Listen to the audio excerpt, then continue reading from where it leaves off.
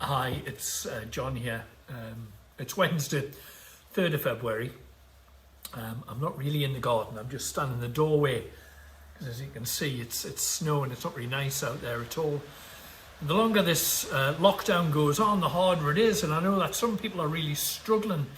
Some people are living in very testing circumstances. It's really a privilege for me to be living out here and to live in this house with plenty of space and to have this large garden. But I've been thinking about really the difficulties that families are experiencing. There was an item on the news last week where several families were living in small flats and high-rise blocks in London, and they were being interviewed. And there was one really poor, long-suffering, patient father who was listing all the things that his boisterous children had broken during lockdown. They'd broken the television set, they'd broken a chair, a bed, and in the background you could see them jumping around on the sofa wildly, using it like a trampoline. I mean, they looked very happy, but I had to smile, and I also really fully empathised with that man, because I can remember our 4 kids, when they were growing up, we seemed to live with constant carnage, and they weren't confined to the house all the time. To be fair, it was mainly my 3 sons. It was like living with 3 rampaging bulls in the house, doing mock wrestling matches on the sofa and on the beds. I know that many of the bed slats underneath the mattresses were smashed to bits. I know that one day we came in and one of the beds was being held up with books, thinking that we wouldn't notice. They had a game of who could jump the farthest across the garden. We used to jump over the table that we had in the garden and jump over a fountain. I'd spent weeks building this fountain, this water feature. And of course, they just smashed it to bits by jumping on it. The game of darts that got out of hand was so competitive. There was dart holes through the double glazed windows. There was an argument that got out of hand, resulting in a hole being punched in one of our doors, and so went on.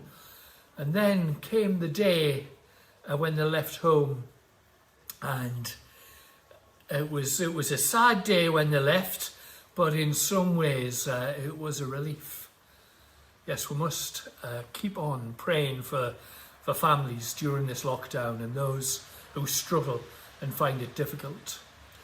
Now, you might think that my 3 sons sound like a really undisciplined bunch, but not a bit of it.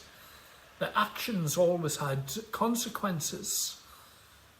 I used to think it was very unfair when some of them were sent to their room, or when their footballs were confiscated for a while, or when people were expected to mend something that they'd broken, or sometimes we used to make them pay from their pocket money.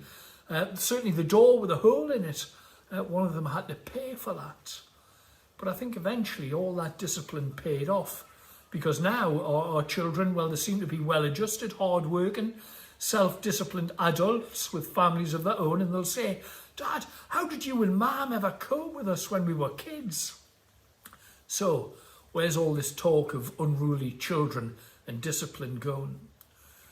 Well, one of the readings that's set for communion today is from Hebrews, and it probably isn't the most popular passage in the Bible. It's chapter 12, and verse 5 and 6 say, "Do not make light of the Lord's discipline, and do not lose heart when he rebukes you, because the Lord disciplines those he loves, and he punishes everyone he accepts as his child." And the idea of God giving out punishments and discipline on us is not one that many people feel comfortable with. People say things like, "Well, but my God is a God of love, so he wouldn't do that."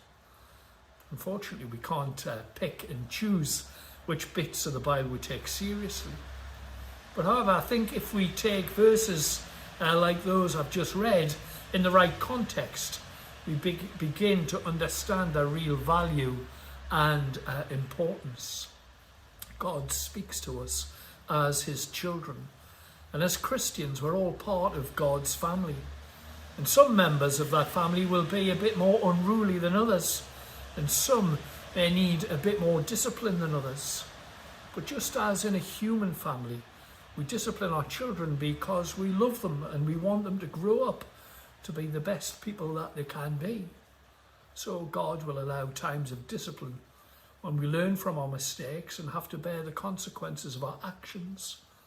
These times are never pleasant, but we can always be assured that God loves us and that God, like any good parent, wants us to grow into the best people we can be, being the best we can for ourselves, for others and for God. Bye for now.